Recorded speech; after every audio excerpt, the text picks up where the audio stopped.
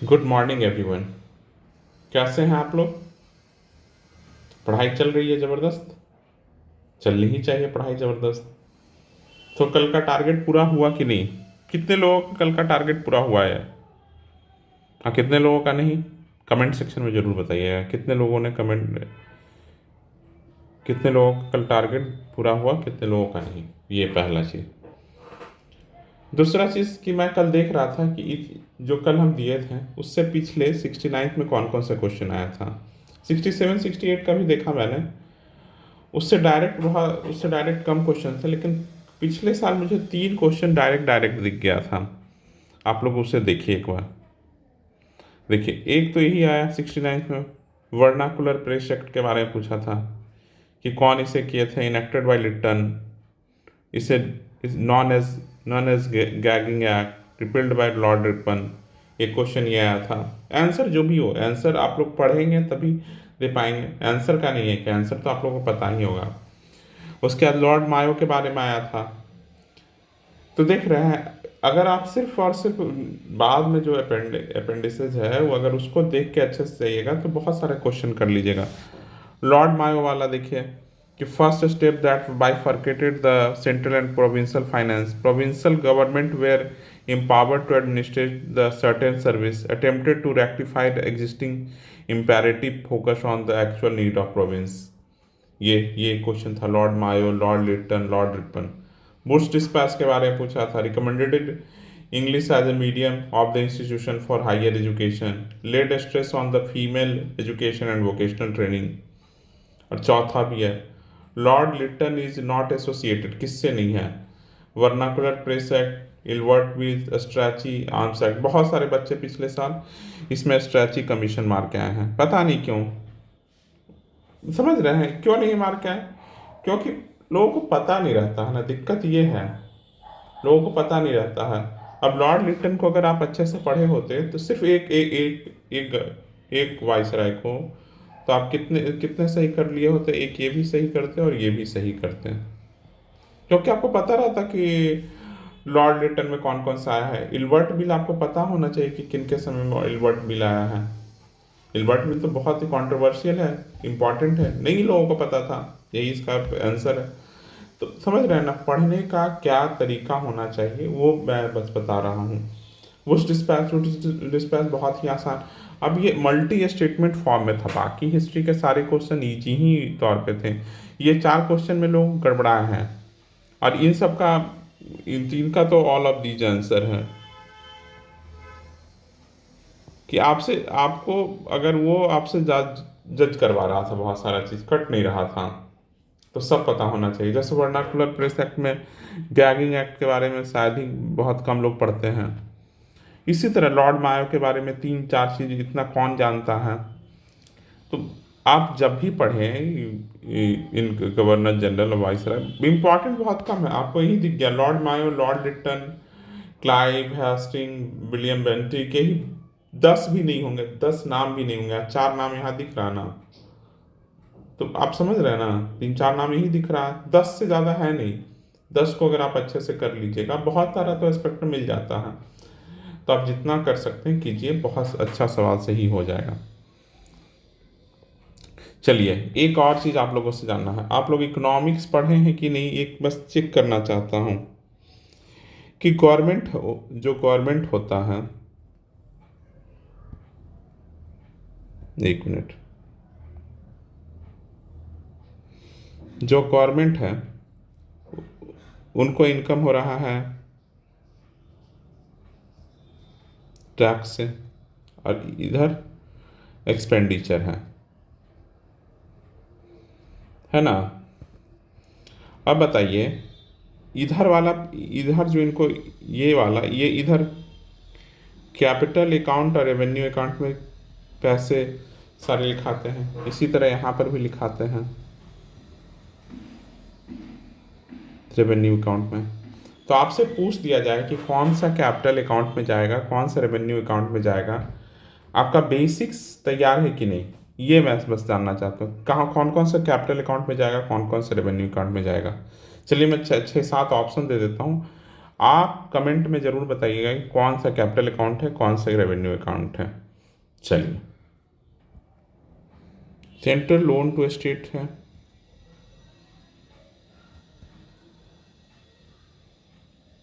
Central road बना देता है, सेंट्रल सैलरी देता है और सब्सिडी देता है। तो ये किधर जाएगा, समझ गया ना। और जो सेंटर को रिसीव होता है इनकम टैक्स, ये आ रहा है इनकम टैक्स, ये क्या है, फाइन्स, ये क्या है,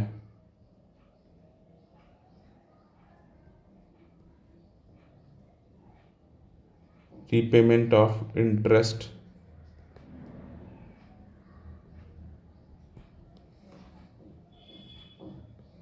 और क्या, रीपेमेंट ऑफ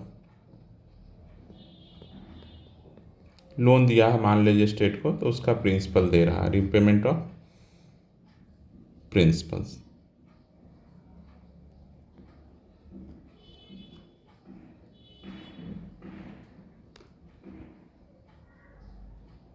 आप लोग कमेंट सेक्शन में जरूर बताइएगा, इससे बहुत चीज़ आपका कॉन्सेप्ट क्लियर हो जाएगा। ऐसे मैं कॉन्सेप्ट बता देता हूँ, अब आके आपको बताना है, आपको बताना है। जो जो रेवेन्यू अकाउंट होता है ना, जो रेवेन्यू अकाउंट होता है वो गवर्नमेंट उसमें अपना कोर फंक्शन कर रही होती है, जो सरकार का अपना खुद का काम है वो कर रही होती है। और जो कैपिटल अकाउंट होता है उसमें क्या होता है कि ऑलवेज, हाँ always lead to create some difference, create some difference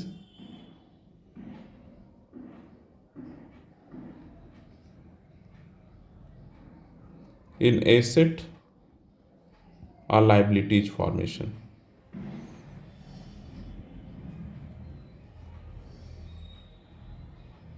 जिसमें सरकार अपना रेगुलर काम करता है वो रेवेन्यू अकाउंट में जाता है, जिसमें कुछ सरकार एसेट या लाइबिलिटीज दे देता है, एसेट्स फॉर्मेशन करता है या लाइबिलिटीज फॉर्मेशन करता है, उसको हम लोग करेंट अकाउंट कहते हैं, करेंट अकाउंट का समझ गए, कैपिटल अकाउंट कहते हैं और ये रेवेन्यू अकाउंट कहते हैं। तो ये देख लीजिएगा। चलिए आज हम लोग अब डे 2 शुरू करते हैं। तो डे 2 में हम लोग क्या कर रहे थे, और कल मैंने देखा पढ़कर कि कल मैंने देखा पढ़कर तो कंप्लीट हो जाता है, मोर एंड लेस सब कंप्लीट हो जाता है। 2-3 घंटे में हिस्ट्री और 2 घंटे में जूलॉजी, मतलब टोटल कल 5 घंटे का कोर्स था, इससे ज़्यादा का नहीं था। चलिए तो डे 2 में हम लोग हिस्ट्री शुरू करते हैं, मॉडर्न हिस्ट्री। पहले जो लोग कल जिनका कंप्लीट नहीं हुआ पहले वो कंप्लीट कीजिए, ये नहीं कि भागना हो उससे। हिस्ट्री में आज हम लोग करेंगे यूनिट, हिस्ट्री में आज हम लोग करेंगे यूनिट 5 और 6।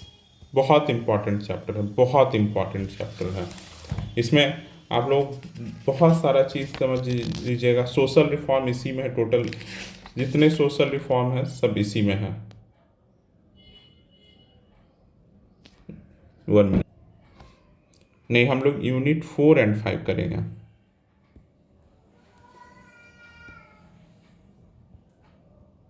फोर एंड फाइव ये आप लोग सोशल रिफॉर्म से शुरू कीजिएगा, सोशल रिफॉर्म इसी में है और ये चला जाएगा, स्टार्ट हो जाएगा फ्रीडम स्ट्रगल, पूरा कर लेना है। 4 कर लेना है, 5 कर लेना है और 6 का कुछ पोर्शन भी करेंगे क्योंकि इतने स्लो में नहीं होगा कंप्लीट। 6 का हम लोग चैप्टर 12 कर लेंगे, चैप्टर 12 और 13।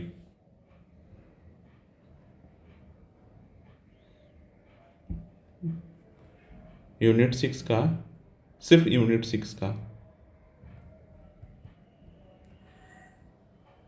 चैप्टर 12 और 13 करेंगे, इतना करना है। करंट अफेयर जो कर रहे हैं तो करना है, मैथ जिनको बनाना है मैथ बनाना है। और अब हम लोग साइंस में कल हम लोगों ने जूलॉजी देखा था, आज भी जूलॉजी ही देखेंगे। और आज हम लोग सिस्टम ऑफ ह्यूमन बॉडी पढ़ेंगे, system of human body, nutrient, human diseases और लूसेंट मिसलेनियस करके है, उसको भी देख लीजिएगा। जितना हो आज कंप्लीट इसको कर देना है।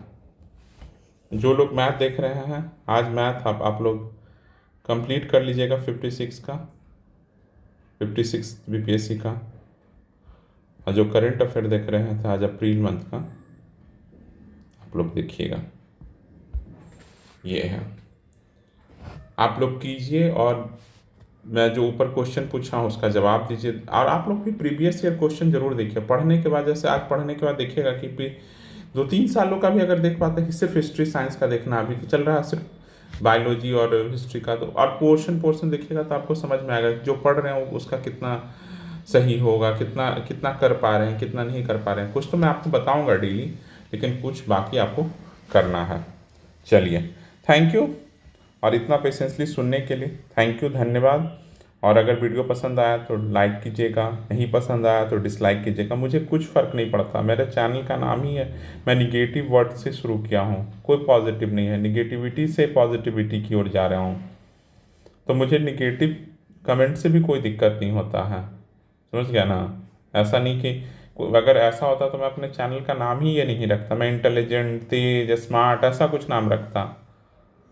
लोगों को लगता है ये कहलाना, लेकिन पता है ना, कहा जाता है कि मेहनत करो छुप कर मेहनत करना होता है। जितना आपके बारे में लोग निगेटिव सोचने से क्या फ़र्क पड़ता है, आप क्या हैं उससे फ़र्क पड़ता है। अगर आप मेहनत कर रहे हैं, वही ना रिजल्ट सबको बताता है, कुछ और किसी को कुछ नहीं पता। Result speaks everything about you, तो कुछ भी फ़र्क नहीं पड़ता। तो आपको जो भी पसंद आया तो वीडियो को लाइक कीजिएगा, नहीं पसंद आया तो डिसलाइक कीजिएगा। कुछ कहना होगा और इन सब का अपने कमेंट सेक्शन में इन सब का बताइएगा कि कौन सा क्या है, रेवेन्यू अकाउंट है, कैपिटल अकाउंट है में जाता है। चलिए धन्यवाद, थैंक यू।